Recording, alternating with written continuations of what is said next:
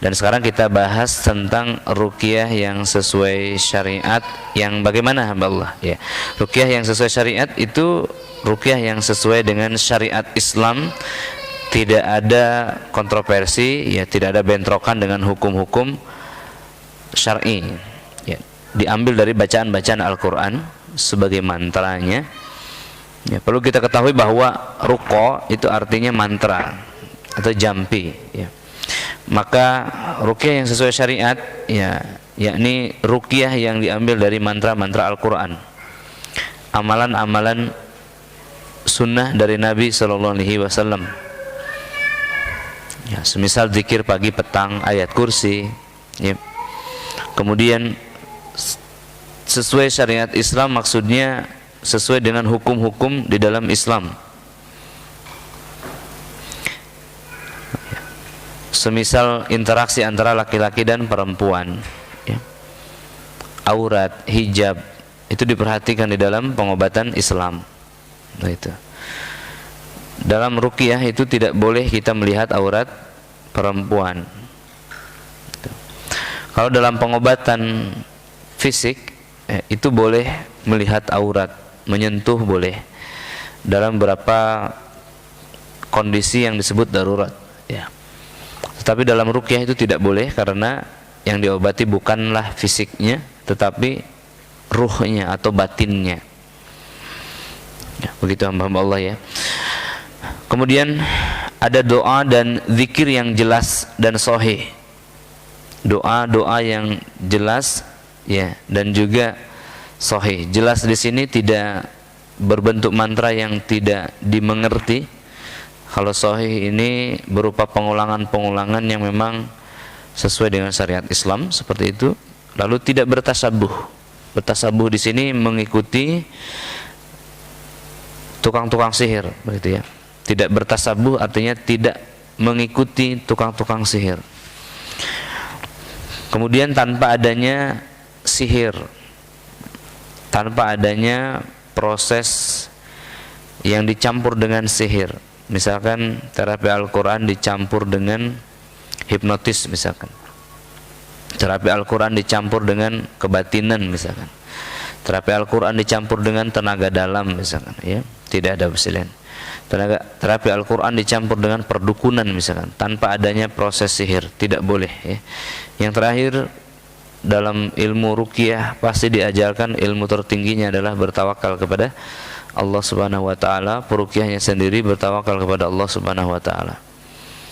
Nah, ini adalah ciri-ciri ruqyah yang sesuai syariat Islam. Kalau ada hal-hal yang di luar itu, hal-hal yang berbentrokan dengan syariat, pasti bukan dari ruqyah syariahnya, tetapi dari praktisinya, begitu, ya. Praktisi atau pelakunya, oknumnya, gitu.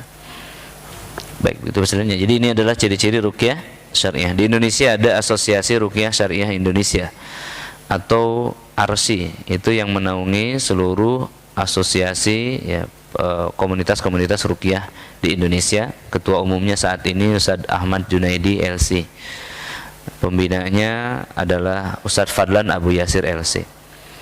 Ya, alhamdulillah di sini saya sebagai salah satu pembina di asosiasi tersebut bersama dengan kawan-kawan yang lainnya, para pendiri komunitas di Indonesia, komunitas ruqyah di Indonesia. Jadi kita menyatu, bersatu padu, tidak ada perselisihan. Ya, adapun perbedaan masalah teknik itu adalah hal di lapangan, perbedaan dalam mengalahkan musuh, misalkan, ya. Tapi tidak ada perbedaan dalam masalah akidah. Ya, semua peruqyah syariah di Indonesia meyakini bahwasannya Al-Quran itu sebagai syifa, penyembuh, ya.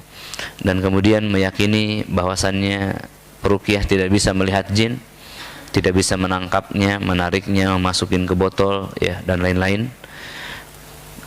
Kita meruqyah sesuai dengan syariat Islam, berguru kepada para guru, para masyaikh yang terhubung ilmunya sampai kepada Rasulullah SAW.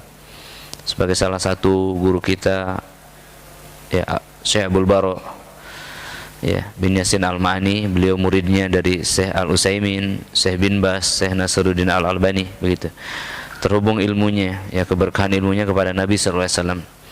Syekh Wahid Abdul Salam Bali, yang memang ahlu tauhid, bukan orang-orang yang tidak jelas, orang-orang yang tidak dikenal. Begitu hamba-hamba Allah yang dimuliakannya. Ini adalah penyempurna daripada materi kita tentang ruqyah syariah dan ruqyah syirkiyah. Perlu diketahui kenapa? Karena saat ini mulai muncul dukun-dukun yang mengatasnamakan ruqyah syariah. Kenapa? Saking boomingnya ruqyah syariah itu, sehingga dukun tidak berani lagi mengobati dirinya dengan paranormal, sudah tidak laku sekarang. Ya, alhamdulillah, ini adalah nikmat dari Allah Subhanahu wa taala. Semoga Allah taala jaga ruqyah syariah Indonesia dan tidak banyak lagi korban berjatuhan yang mengatasnamakan ruqyah syariah. Baik, banyak sekali bahasan yang perlu dibahas dalam masalah jin, sihir, ya, khodam.